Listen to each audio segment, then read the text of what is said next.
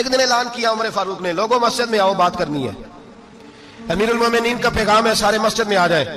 کھچا کھچ مسجد نبی صحابہ سے بھر گئی، اور ایسا جب اعلان ہوتا تھا تو صحابہ دوڑ کے آتے تھے، شاید کوئی جنگ ہے، شاید کسی نے حملہ کر دیا ہے، شاید کوئی نئی بات ہے، دوڑے آئے لوگ، مسجد نبی کھچا کھچ بھر گئی۔ سیدنا فاروق اعظم رضی اللہ تعالیٰ عنہ ممبر پہ بیٹھے، حضرت عبد الرحمن ابن عوف رضی اللہ تعالیٰ عنہ فرماتے ہیں کہ صحابہ تجسس کے دیکھ رہے ہیں کہ پتہ نہیں کسی طرف سے پیغام نہیں آ گیا، کوئی کافر حملہ نہیں کرنے لگا، اللہ جانے کیا ہوا ہے، بڑی پریشانی ہے۔ عمر بیٹھے،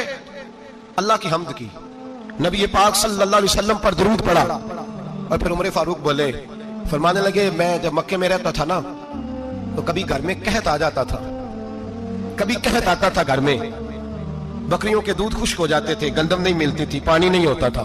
تو فرمایا میری اماں مجھے خالہ کے گھر بھیج دیتی تھی۔ قبیلہ بنو مخزوم، اس قبیلے میں میری خالہ کی شادی ہوئی تھی تو وہ مالدار لوگ تھے، ان کے پاس زیادہ بکریاں، زیادہ اونٹ، زیادہ گائے، زیادہ کھیت تھے۔ حضرت عمر فاروق فرمانے لگے میں ان کے گھر جاتا تو میرے خالو سمجھ جاتے کہ عمر کو اس لیے بھیجا گیا ہے کہ قحط آ گیا ہے، فرماتے ہیں وہ مجھے سویرے بکریاں چرانے لے جاتے، شام تک میں ان کی بکریاں چراتا۔ امیر المومنین عمر، ایک طرف مسئلہ یہ ہے کہ کیسر و کسرا کی دیواریں ہل رہی ہیں عمر کے نعروں سے، اور ادھر عمر منبر پہ بیٹھ کے خطبے دے رہے ہیں، فرماتے ہیں میں بکریاں چراتا، شام تک خالہ کے گھر جا کے مزدوری کرتا، اور فرماتے ہیں شام ہوتی تو ایک مٹھی کشمش مجھے دیتے وہ، آپ فرماتے ہیں میں بڑے قد والا تھا، ایک مٹھی کشمش ملتی ہے، کبھی ایک مٹھی کھجوریں، میں شام کو کھا کے سو جاتا۔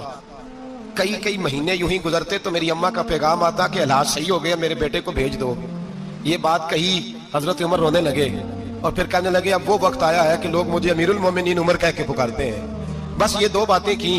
عمر نے کہا چلو ظہر کا وقت ہو گیا، اذان پڑھو، اٹھو نماز پڑھے، اٹھو، اذان ہوئی، اقامت ہوئی، جناب عمر نے نماز پڑھائی، لوگ چلے گئے تو سیدنا عبد الرحمن ابن عوف جرانہ تھا جناب عمر سے، بازو پکڑ کے کہنے لگے عمر سیاڑا بندہ یار تو یہ دو باتیں سنانے کے لیے اتنا مجمع اکٹھا کیا تھا، یہ دو باتیں کہنے کے لیے کہ میں خالہ کے گھر جا کے مزدوری کرتا تھا تو ایک مٹھی کشمش ملتی تھی، ایک مٹھی کھجورے، یہ کہنے کے لیے کہ میں بکریاں چرایا کرتا تھا۔ تو حضرت عمر فاروق رضی اللہ تعالیٰ عنہ پھر روئے، پھر آنکھوں میں آنسو آئے، کہنے لگے عبد الرحمن آج نا مصر شام سے کچھ لوگ آئے تھے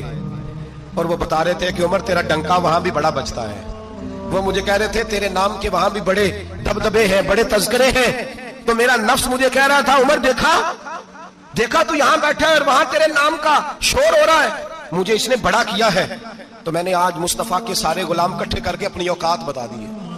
میں نے اپنی اوقات بتائی ہے کہ میں کچھ نہیں، کوئی شے نہیں، کوئی چیز ہی نہیں، اسی کسی سے کچھ نہیں جے لگ دے، نہ کوئی ساڈا دردی